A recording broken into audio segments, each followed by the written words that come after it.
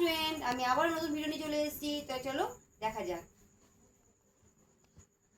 আজকে করাবো হাতে না রেখে যোগ করার নিয়ম। তো চলো সেটাই শেখা যাক।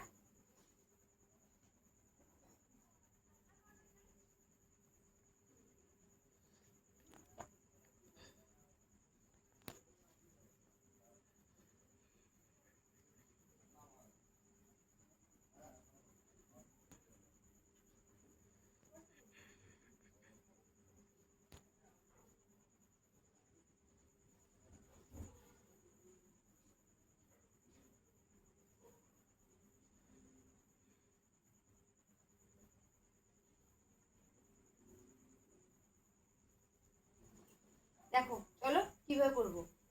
6 7 13, 5 5 10, 6 6 12। এবার যোগ করব।